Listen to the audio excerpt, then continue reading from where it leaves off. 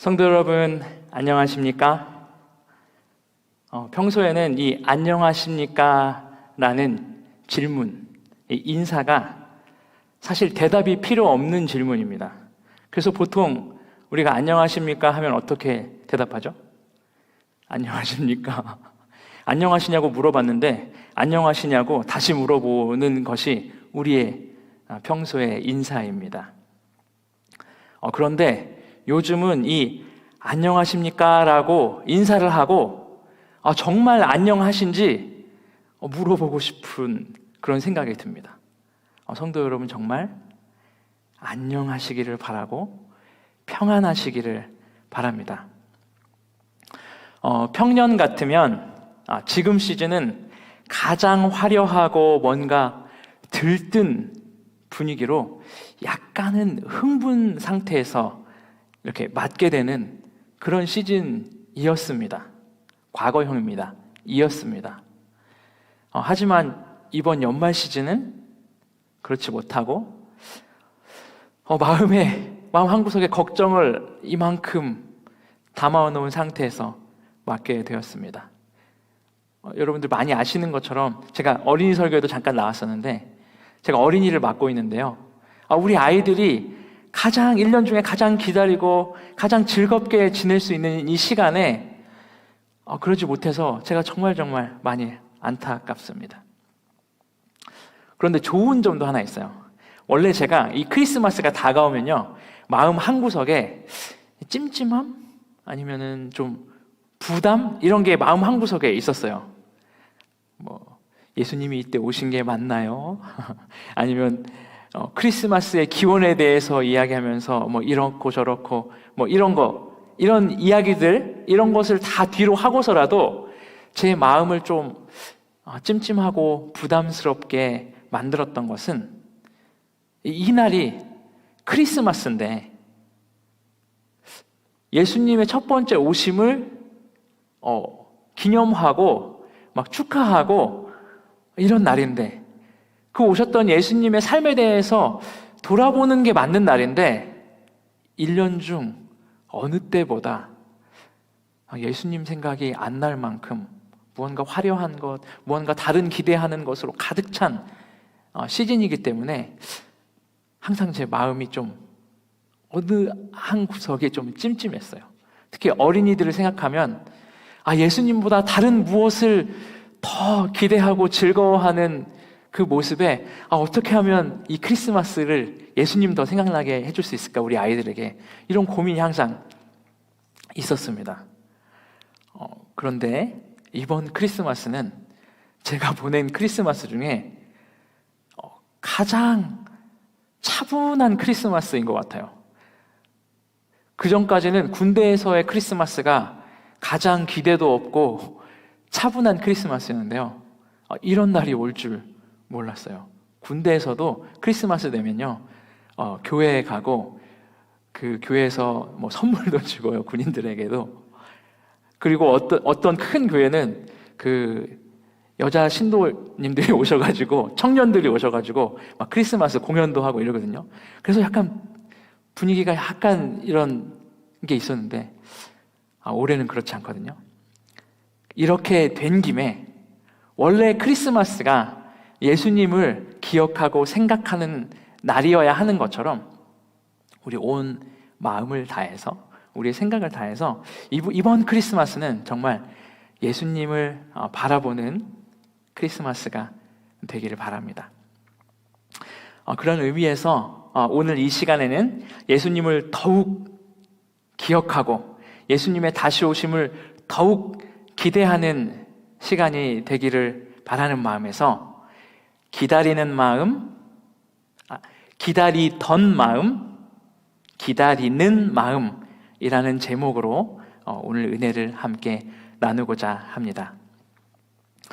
2000여 년 전 예수님이 아기의 모습으로 이 땅에 오실 때 대부분의 사람은 사실 무관심한 사람이 많이 있었죠.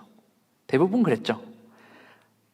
하지만 또 어느 한쪽에서는 이 성경의, 구약 성경의 예언이 이루어져서 메시아가 오실 것을, 구원자가 오실 것을 애타게 기다렸던 사람들도 있었습니다. 이 어린이 설교에 나온 발걸음이 가볍고 빨라졌던 이 목자들도 그런 사람 중에 한 무리였겠죠.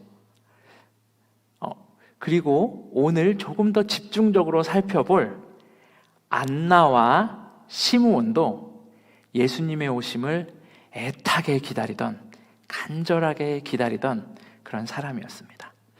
그럼 먼저 안나에 대한 기록을 성경을 열어서 한번 살펴볼까요? 마태복음 2장 36절, 37절 말씀입니다. 마태복음 2장 36절, 37절. 또 아셀 지파 바누엘의 딸 안나라 하는 선지자가 있어 나이 매우 늙었더라.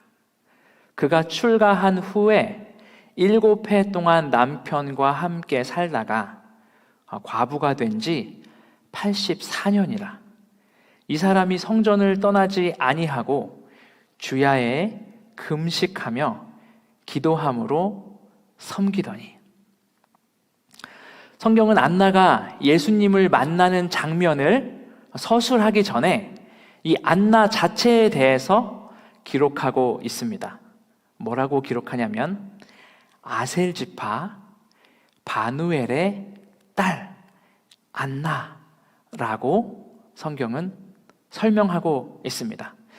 아무래도 안나는 이 집안이 좀 잘 알려진 집안이었던 것 같아요. 가문의 이야기로 이 안나를 소개하는 거잖아요. 안나라고 하면 몰라도 아셀 지파 바누엘의 딸, 그 사람 하면 떠올릴 수 있게 이 안나를 소개하고 있습니다. 그리고 또 한 가지 안나를 소개하는 단어가 있는데요. 그것은 바로 선지자라는 단어입니다. 성경은 안나를 선지자라고 설명하고 있습니다. 성경에 없지는 않지만 흔치 않은 여성인 선지자 안나인 것입니다. 사실 여성의 지위가 이렇게 높았던 시대가 아니었기 때문에 여성에게 선지자라는 호칭을 붙여주는 것은 매우 드문 일이었습니다.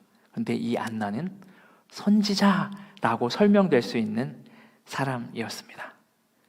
그리고 또 이 안나를 소개하는 이야기가 있는데 뭐라고 이야기하냐면 나이 매우 늙었더라. 나이 매우 늙었더라 라고 소개를 합니다. 안나를 나이를 언급하면서 매우 늙었던 사람이라고 표현한 것입니다. 모습이 늙었다 이게 중요한 게 아니고요, 이 오랜 세월을 살아왔다라고 표현합니다. 이 성경은 그 오랜 세월, 매우 나이 늙었더라로 표현되는 오랜 세월을 어떻게 살아왔는지 짐작할 수 있는 힌트를 우리에게 주는데요. 이렇게 표현합니다. 출가한 후 7해 동안 남편과 살다가 과부된 지 몇 년? 84년이라. 와. 숫자에 관심이 많으신 분들은 아마 이 부분에서 깜짝 놀라셨을 겁니다. 남편을 잃은 지 84년이라고? 그러면 지금 이때 안나의 나이는 도대체 몇 살인 것인가? 당시에 조혼이 그렇게 흔치 않은 일이 아니었기 때문에, 흔한 일이었기 때문에 일찍 결혼했다고 쳐도 14살 이때 결혼했다고 쳐도 지금 몇 살인가? 당시의 수명을 생각하면은 나이가 너무 많은 거 아닌가? 이렇게 생각할 수도 있습니다.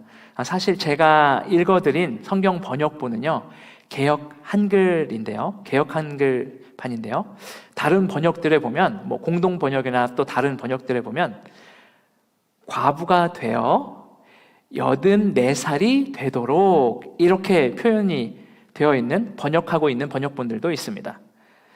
이 둘 중에 어떤 것이 더 사실에 사실을 잘 표현하는 것이든 변하지 않는 것이 한 가지 있는데, 그것은 아주 오랫동안 혼자 있었다는 것입니다. 지금은 새로운 신조들이 많이 생겨가지고 비혼이라는 말도 생기고요, 자발적 미혼이죠. 그리고 졸혼이라는 이야기도 생기고요. 이런 신조어들이 막 나오는데, 사실 비교적 신세대라고 생각하는 저에게도 그 단어들이 굉장히 생소하거든요. 그리고 특별하게 보이거든요. 사실 이렇게 혼자 오랫동안 사는 것이 그렇게 오래된, 이게 아무렇지도 않은 것이 오래된 개념이 아닙니다. 당시로 생각하면은 정말 상상하지도 못할 개념인 것이죠. 이렇게 혼자 된다는 것, 특히 지금과는 다르게 이 여자가 혼자 된다는 것은 당시에는 사회에서 얼마나 약자로 살아갈 수밖에 없는가를 자세히 우리에게 설명해 주는 것과 같습니다. 그래서 고아와 과부 이렇게 이야기하잖아요. 그러면 대표적인 사회의 약자를 표현하는 말입니다. 고아와 과부. 우리 어머님, 할머님 세대를 생각해 보면 사실 그렇게 멀지 않은 과거에도 굉장히 사회적 약자로 사셨지요. 그 오랜 시간을 사회적 약자로서 남편이라는 가정의 울타리를 조금 더 튼튼하게 해줄 수 있는 사람이 없이 살았다는 것은 참으로 힘들고 험한 세월을 오랫동안 견디어내며 살았다는 것을 우리에게 말해주는 것입니다. 이런 세월을 살았다면, 그리고 이 정도 나이가 들었다면 그 사람의 마음에 원래는 어떤 소망이 가장 큰 소망이어야 할까요? 조금은 더 편안하고 조금은 더 안전하고 이런 것에 대한 소망이 커야 정상이지 않은가, 이런 생각이 듭니다. 그런데 이 험한 세월을 살았을 것으로 표현된 안나가 100세 정도가 된, 혹은 84세의 나이에 이 사람이 어떻게 살았는가? 성경은 이렇게 기록합니다. 이 사람이 성전을 떠나지 아니하고 주야에 금식하며 기도함으로 섬기더니. 전도서에는요, 나이가 들면 이 원욕이 없어진다고 하던데, 이 안나는 그렇게 오랜 시간을, 오랜 세월을 살아왔음에도 불구하고 이 사그라들지 않는 소망을 가졌던 사람이었습니다. 메시아가 오시기를, 구원자가 나타나시기를 너무나도 원해서 이 성전을 떠나지 않았던 사람, 주야로 기도했던 사람, 안나는 바로 그런 사람이었던 것입니다. 저는 이 장면을 상상해 보면서요, 이 안나가 이 겉모습은 어떨지 모르겠지만 정말 너무너무 멋있게 느껴졌습니다. 나이가 들었지만 그녀의 소망은 약해지지 않고 오히려 더 강하여져서 정말 죽을 때까지 바라는 것이 있었던 사람, 너무너무 멋있지 않습니까? 이 안나가 결국은 예수님을 만나게 됩니다. 2장 38절. 마침 이때에 나와서 하나님께 감사하고 예루살렘의 구속을 바라는 모든 사람에게 이 아이에 대하여 말하니라. 이 봉헌식을 하러 온 이 예수님을 만나고, 마침 거기 와서 예수님을 본 후에 너무너무 기쁘고 즐거워서 만나는 사람마다 이 기쁜 소식을 전했던 것입니다. 우리는 재림 성도지요. 재림을 기다리는 사람으로서 이 안나의 기다리는 마음, 그것을 배워야 할 것입니다. 세월이 오래되고 험한 세월을 살았으나 세상의 어려움이 꺾지 못한, 세월의 무상함이 꺾지 못한 소망을 가진 사람. 그래서 성전에 나오지 않고는 못 배겼던 안나의 이 기다리는 마음이 우리의 기다리는 마음이 되기를 간절히 바랍니다. 저는 안나를 이렇게 표현하고 싶습니다. 죽을 때까지 예수님을 기다렸던 사람. 예수님을 알면, 더 알아가면 알아갈수록 우리도 안나처럼 예수님이 기다려질 수밖에 없을 것입니다. 자, 이번에는 시므온 이야기를 한번 같이 나눠볼까요? 우리의 시선을 시므온에게 한번 돌려보도록 하겠습니다. 누가복음 2장 25절입니다. 예루살렘에 시므온이라 하는 사람이 있으니 이 사람이 의롭고 경건하여 이스라엘의 위로를 기다리는 자라. 성령이 그 위에 계시더라. 저가 주의 그리스도를 보기 전에 죽지 아니하리라 하는 성령의 지시를 받았더니.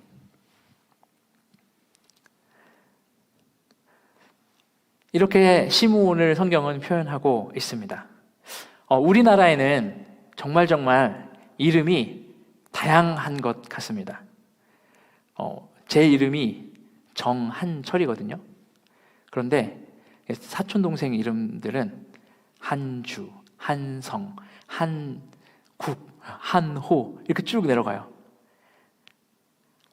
이 이름 세 글자 중에 두 글자 같은데 한자씩 변하면서 다른 이름이 되는 거예요. 우리나라의 이름은 이렇게 한자씩만 바뀌어도 다른 이름이 되기 때문에 정말 수없이 많은 이름들이 있습니다.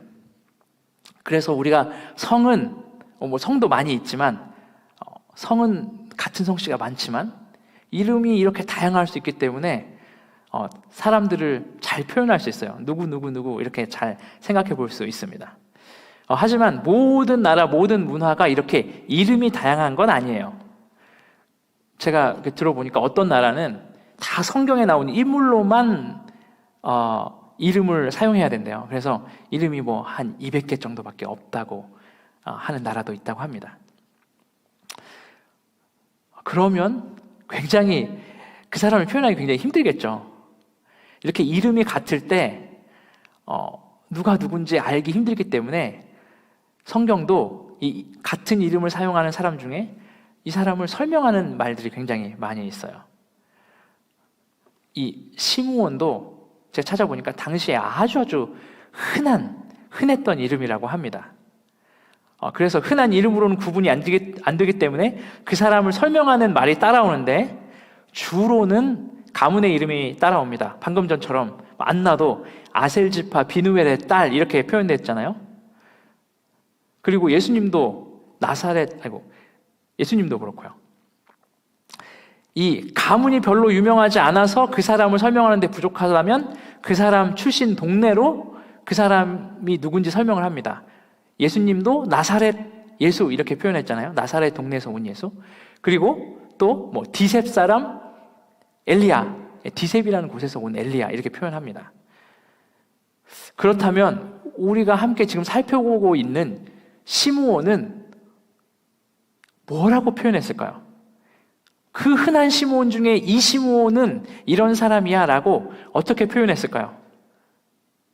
뭐라고 되어 있냐면요, 의롭고 경건하여 이스라엘의 위로를 기다리는 자, 이렇게 표현이 되어 있어요. 의롭고 경건하여 이스라엘의 위로를 기다리는 자, 예수님이 나타나심을 기다리는 자, 이렇게 표현이 되어 있습니다. 이 시므온을 설명할 수 있는 가장 좋은 특징이 가문도 아니고 출신도 아니고 직업도 아니고 이 세상에 많은 어떤 레이블이 아니라 의롭고 경건하여 이스라엘의 위로를 기다리는 자, 이것이 시므온을 표현하는 말이에요. 다른 사람들이 이렇게 생각하면 시므온을 가장 잘 떠올릴 수 있어요. 자, 우리는 우리를 설명하는 엄청나게 많은 말들이 있죠. 뭐 누구 엄마, 누구 아빠, 누구 남편, 누구 아내, 누구 할머니, 할아버지, 뭐 한국인, 목사, 선생. 저는 미국에 와가지고 처음 조금 이상하다고 생각했던 게 이름 앞에 이렇게 호칭을 좀 붙이는 거예요. 미스, 미스터 막 이런 거요. 그리고 또 닥터 이런 걸 붙이는 게 사실 처음에는 잘 적응이 안 됐어요. 뭐 지금은 적응이 됐지만 여러분을 표현하는, 설명하는 단어들은 무엇입니까? 저는 우리를 표현하는 가장 잘 설명할 수 있는 단어가 이 의롭고 경건하여 예수님의 재림을 기다리는 사람이라면 얼마나 좋을까 생각해 보았습니다. 정한철 이렇게 누군가 저를 설명해야 될 때 로마린다 교회 어린이 목사 이것도 좋아요. 잘생긴 정한철 이것도 좋고요. 그렇지만 진짜로 제 가슴 깊은 곳에서 정말 원하는 게 있습니다. 의롭고 경건하여 예수님의 재림을 기다리는 재림교인, 재림성도. 저 이렇게 기억되고 싶고 이렇게 불리고 싶습니다. 우리를 설명하는 가장 유용한 말이 우리의 성격적인 특성이 아니라, 우리의 가족이나 가문이 아니라, 우리가 사는 지역이 아니라, 우리가 가진 직업이 아니라, 우리를 가장 잘 설명할 수 있는 말이 우리가 가진 소망, 재림의 소망이 되기를 간절히 바랍니다. 이 놀라운 축복이 우리 모두에게 임하기를 간절히 원합니다. 이 놀라운 호칭을 가졌던 이 시므온이요, 계시를 받았는데 이 계시의 특징이 재미있습니다. 한번 같이 볼까요?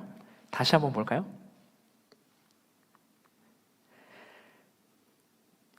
저가 26절입니다.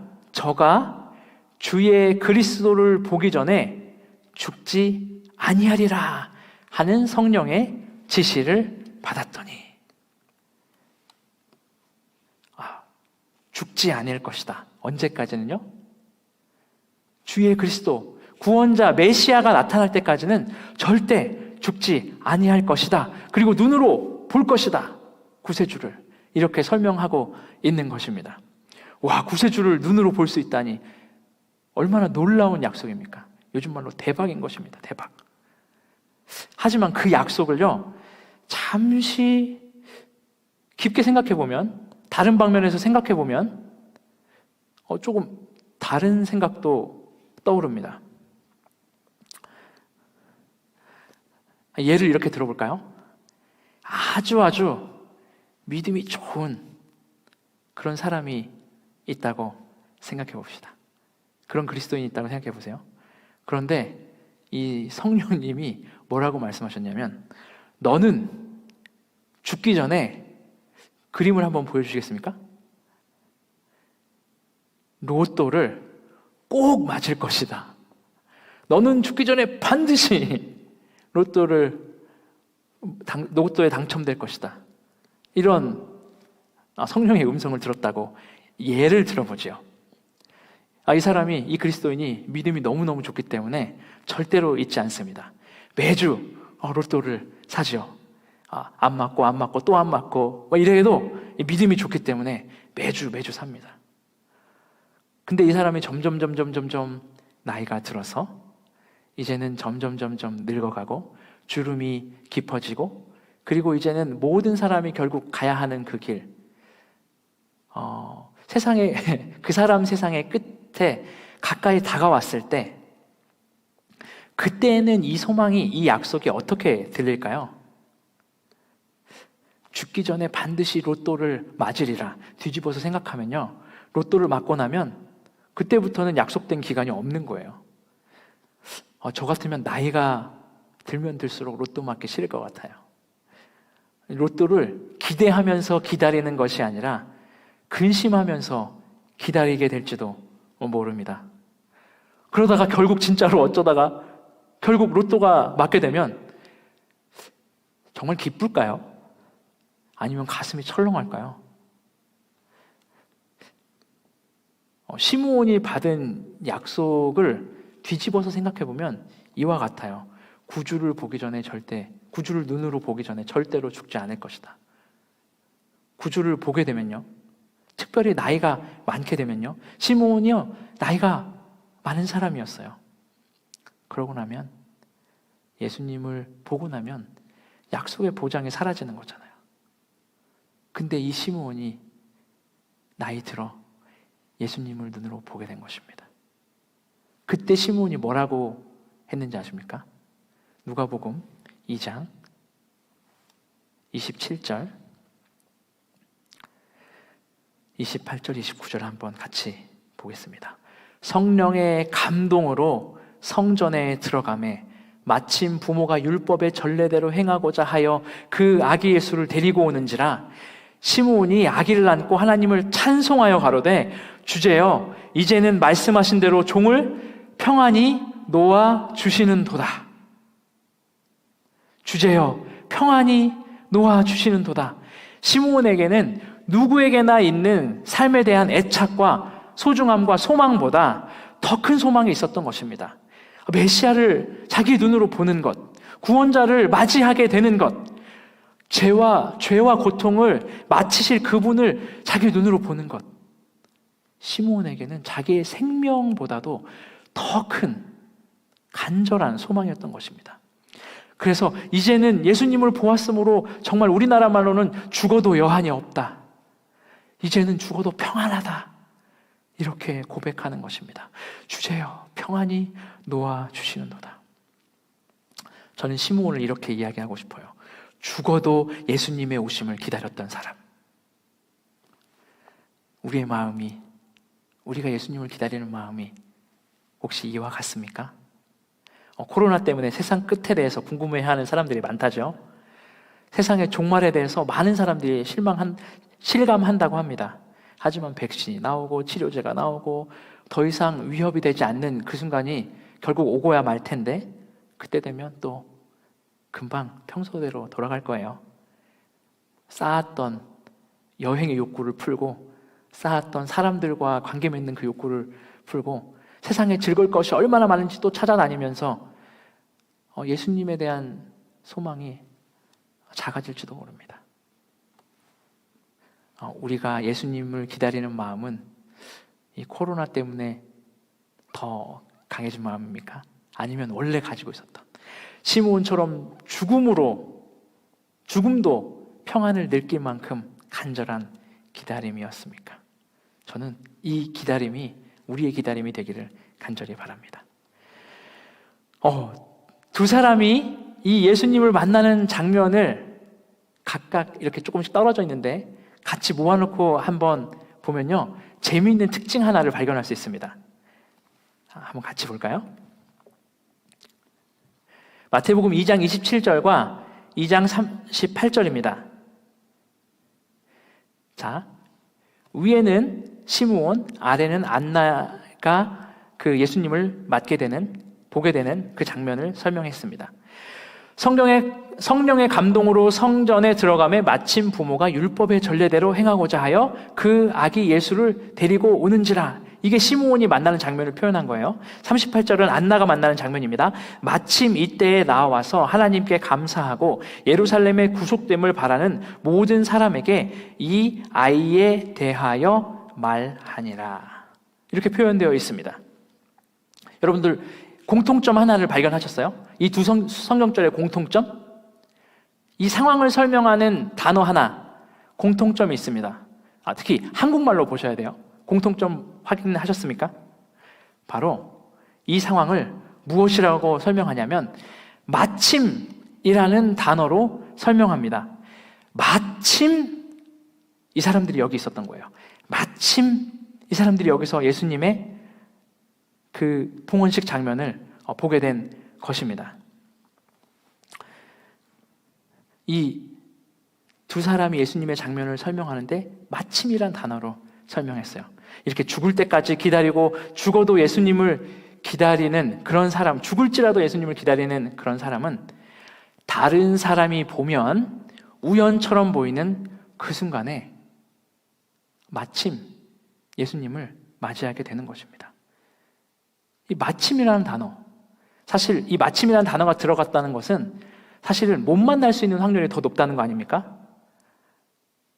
그런데 이 사람들은, 간절히 예수님을 만나기를 원했던 이 사람들은 마침 만나게 되었던 것입니다. 하나님은 이렇게 죄인이기 때문에 하나님을 만나기 힘들지 모르고, 아직도 세상을 사랑하는 사람이기 때문에 하나님을 만나기 힘들지 모르고, 아직 다른 사람을, 이웃을, 혹은 때론 내 가족을 온전히 사랑하기 힘든 사람이라서 하나님을 만나지 못하는 것이 오히려 당연한 죄인들에게도 마침이라는 하나님의 은혜의 단어로 우리를 하나님 앞으로 이끄시는 것입니다. 하나님을 알지 못하고 예수님의 재림을 보지 못하는 것이 당연한 우리에게 마침으로, 결국에는 만나고야만은 이 마침으로 표현되는 하나님의 은혜를